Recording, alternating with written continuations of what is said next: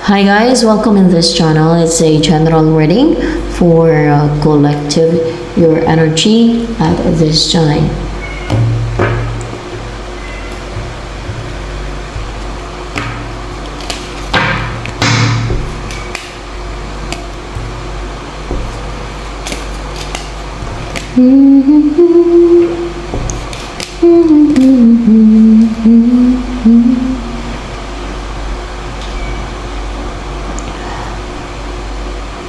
Ay,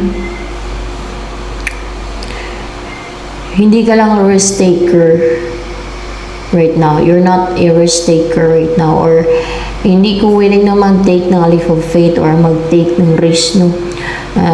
Kung saan man yan. Maaaring pinag-isipan mo muna, or maaaring meron kang kinakamandan or inuutusan na yun ang gagalaw, kikilos for you. Kasi tingnan nyo, emperor ang yung energy, no? Stable and secure, parang boss, no? Nagkakamand. So, gano'n. I-clarify ko nga itong the Fool. What's the Fool in reverse here? Ito pala yung hindi hindi makagawa sa ng deceit, hindi makapag-risk na makagawa ng deceit o hindi makatalab yung kanilang deceit, hindi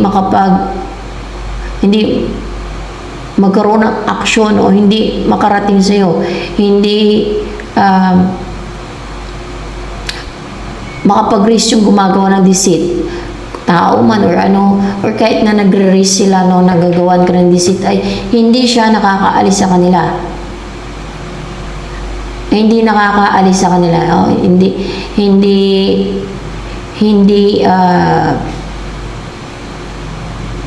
tumatakbo papunta sa'yo. Hindi dumidiretso sa'yo. Hindi gumagalaw. Walang galaw. Walang movement. Hindi umaalis sa kanila yung deceit na sinesend nila sa'yo o ginagawa nila against you. So see, yun pala yun. Because you are strong and powerful, yung iyong personality right now. And very brave and someone may authority in the top position or powerful, ganun ba, na stable ang iyong isipan, stable ang mind mo, and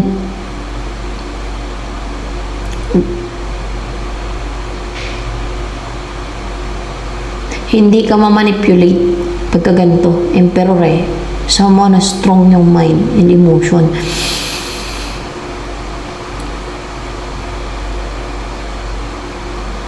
You're too powerful for them to make a move or attack against you. Alam nila hindi ka nalakaya. Baka ganon. Kaya hindi sila maka-attack, you know? So yan, Four of Pentacles. So you are stable, secured, and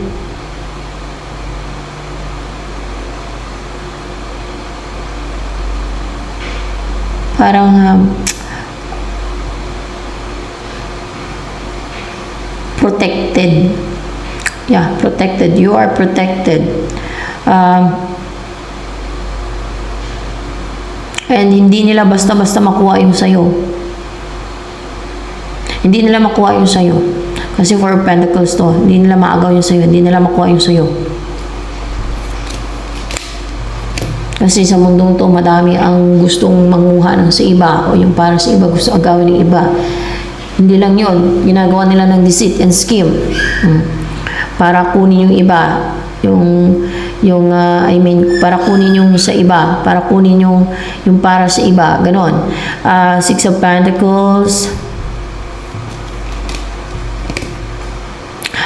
Merong willing dito and brave siya na mag-invest sa'yo or pwedeng turuan ka niyan. Basta meron siyang isend sa'yo, message, or meron siyang gusto ka niyan turuan. Ano intention sa'yo nitong Six of Pentacles, yung energy?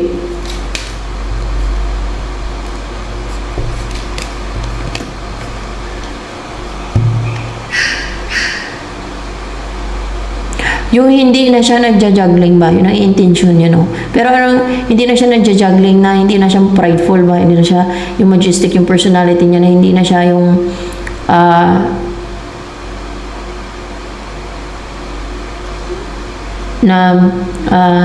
yung prideful na ayaw kumilos, ayaw mag-decide na, ayaw mag-take na action, hindi makapag-decide na mag-take na action.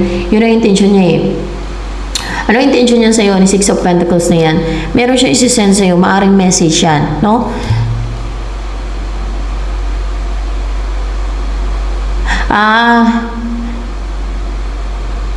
Ang ma-attract ko sa kanya. Magustuhan mo siya. Kung meron kang ma-option, siya yung talagang attractive ka. Siya yung magtagumpay. And then,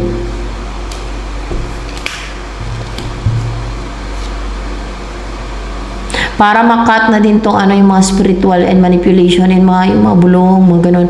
Yung mga pinapaniwala ka ng mga, alam niyo, gawain ng mga spiritual, mga ganun. Through that, na pinapaniwala ka ng mga gusto nilang paniwalain ka, alam niyo, mga bulong-bulong, mga palipadangin, mga ganyan, mga spell, orasyon, kasi pwedeng mang-influensya at mag-control kasi sisipan ng tao yan pagka pumasok sa subconscious mind ng tao eh. Kasi demonic na yan, no? Yung mga ganyang gawain yan ay witchcraft. Remember, ang tarot reading hindi yan siya form ng witchcraft. Search just Google, guys. May nag-comment dyan, pinaragpat lang. Masalong ko pag pinaragpat. Search ko sa Google eh, hindi naman form ng witchcraft yun eh. Lahat tinignan ko sa Google. Sabi sa Bible na form ng witchcraft. Hindi man yan form ng witchcraft. Tsaka tinanong ko sa God kung kasalanan ba itong ganito. Sabi ng God, hindi naman. Kay siya man ang nag-guide sa akin, sa kanya ako nagpapagay, hindi naman sa mga evil forces.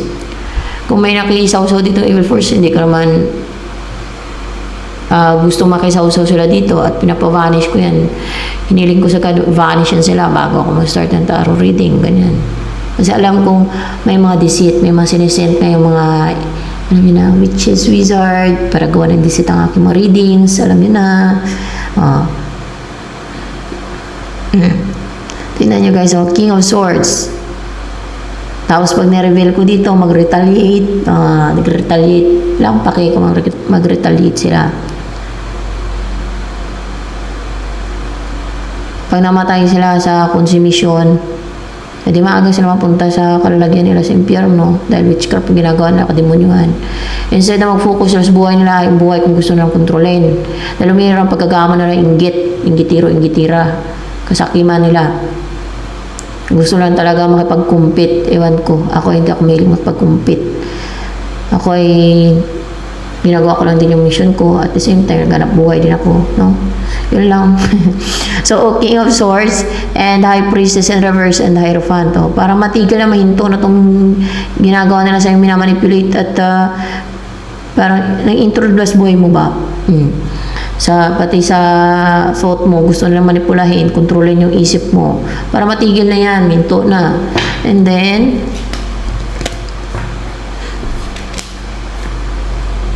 see? Para ma-reject mo na to, alam yung sinisend nila mga emotional toxicities nila. Para hindi na sila makapag-send, hindi na sila makapag-buhos na kanilang mga emotional toxicities. At kung ano pa yung mga sinisend nila. At para na din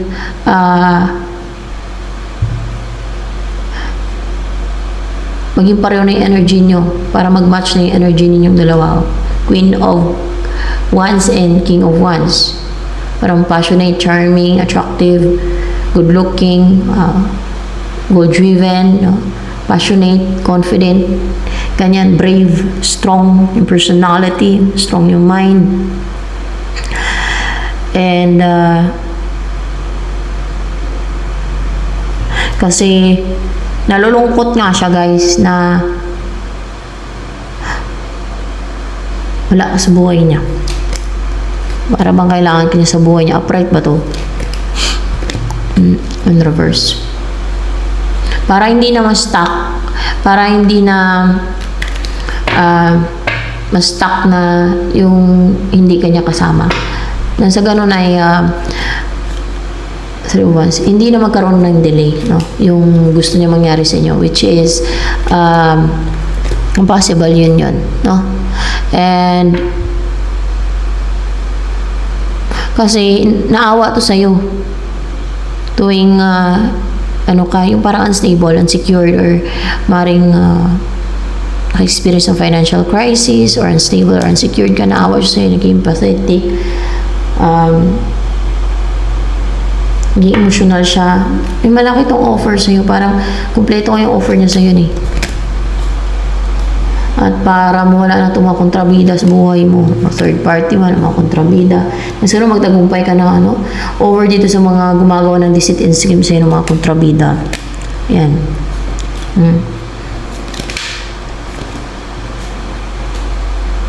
And so that you will be protected, no? May depensa ka na yung mga atake nila ay hindi na mapasok sa'yo. Kumbaga, gusto niya na din na yung lalayo ko sa kung saan may mga nang atake sa'yo. Kita niyo, palayo to yun. Tapos may mga atake na sinisend. Tapos matapang ka na dinipensa mo yung sarili mo. And you're protected by blood of Christ kasi red to Tapos may simbolo ng blood, di ba? Tapos lalayo ka. Na para madipinsahan mo yung sarili mo, para hindi ka na ma-atake, para wala nang mga nang-atake sa'yo. Alam niyo mga nang-atake, lalo na yung mga nang-atake ng witchcraft, puno ng envy yan. They are motivated by envy. No? They are motivated by envy and greediness. Talagang evil talaga, guys. Kaya nga kahit wala kang gawin dyan sa mga yan, kahit na mabait ka pa dyan, kahit tulungan mo pa yung mga yan, mga atake yan sila. Ganon sila kaya unfair and injustice yung mga gawain nila. Kaya afterlife, sila din ang durusa sa impyerno. Eternal pang pagdurusa nila. Well, they choose to be evil. Kahit pabaguhin pa sila, ayaw nila magbago. Dahil gusto nila talaga yung mamiste, mga signalagim. Kasi pinapairal nila yung evilness sa puso nila. Pinapairal nila yung inggit, pagkagahaman.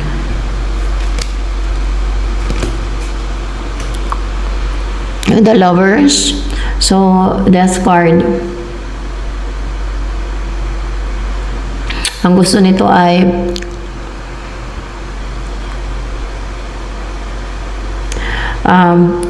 para bang yung inyong pagmamahalan na eternal, no?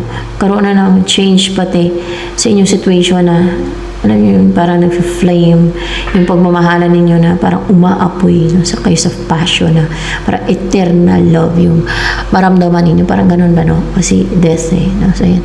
And parang pagmamahalan walang kamatayan, ganun. Parang pagmamahalan walang kamatayan.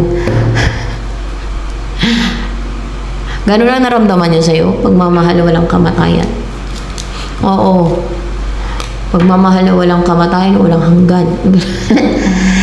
And ang gusto niyo ma-unite kayo, magkaroon ng union, no? Divine union sa inyong dalawa. Yan. At mag-umpisa na yon. And very passionate and brave itong person na to. Na take na action, umpisa na gumawa ng move or action para ma-unite kayo. Para magkaroon ng divine union na sa inyong dalawa.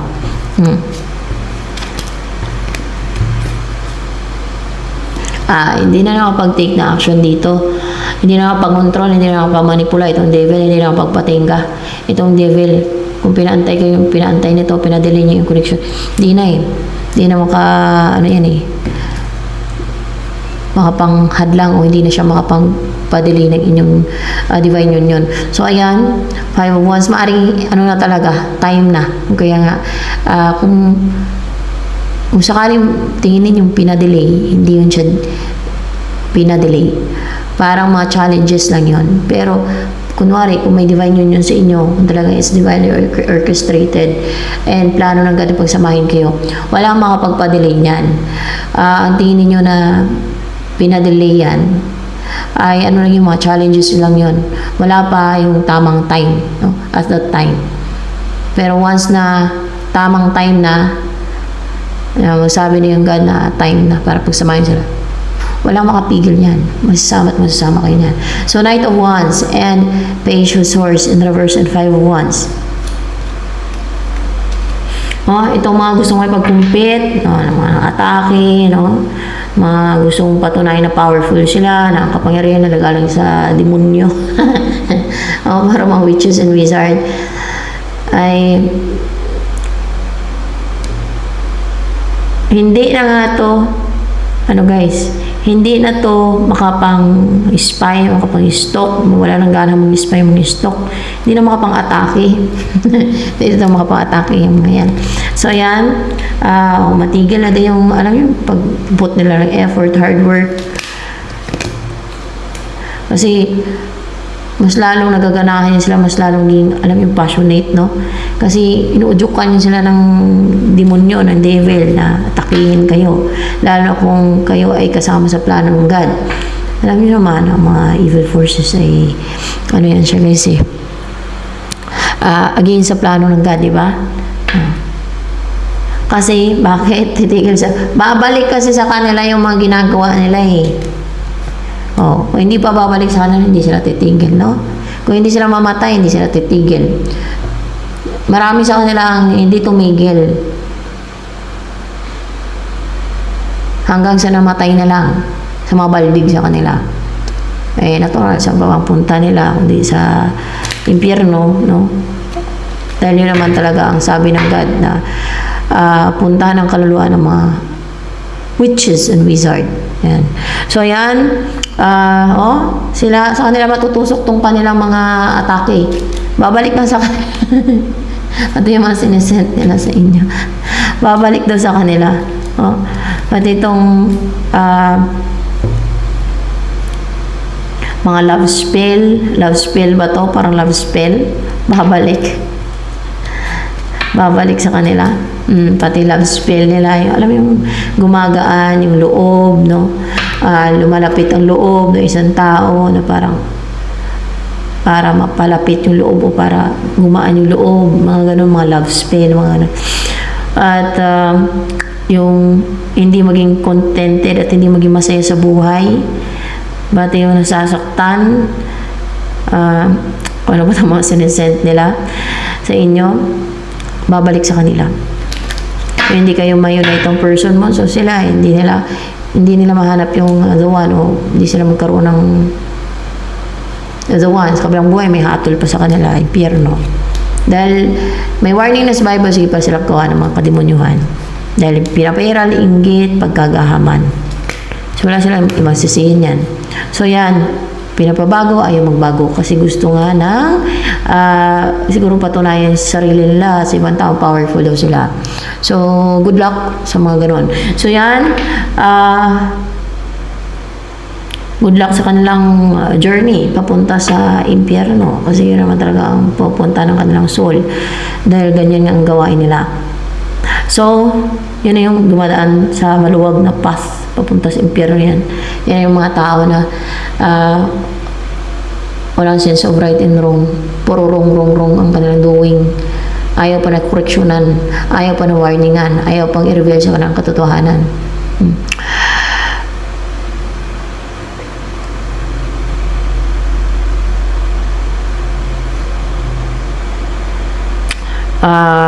Nine of Swords in reverse and Eight of Swords in reverse and Nine of Wands in reverse.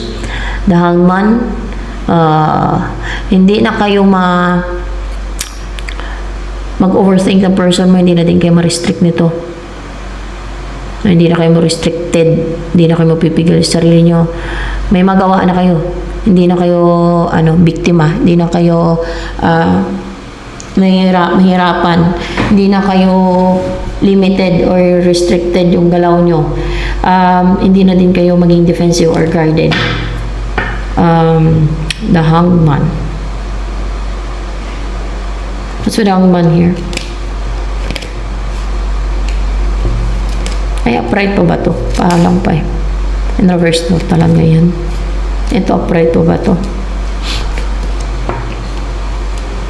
Eight of Cups.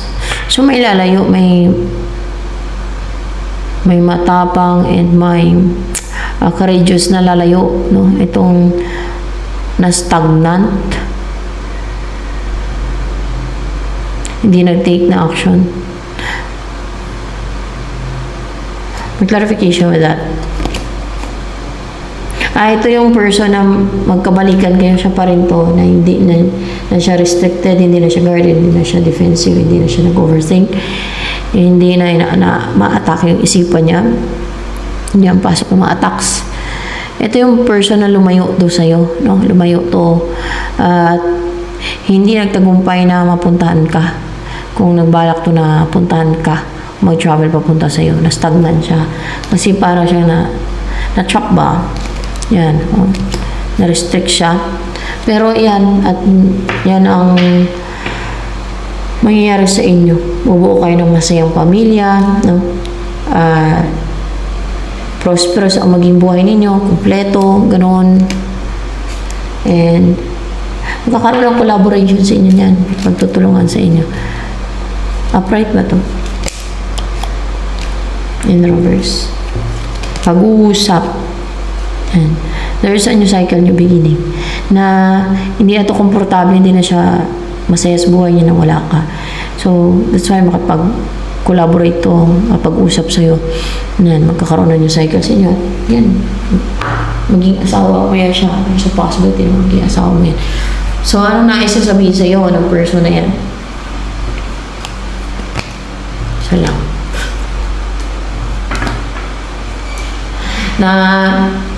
Na-reveal mo na ang tunay na ikaw. Na-reveal mo na daw sa kanya ang tunay na ikaw. At alam niya na yung mga nangyari sa inyo. Na-reveal mo na nga. And attracted daw talaga siya sa'yo. So yan, ito na lamang for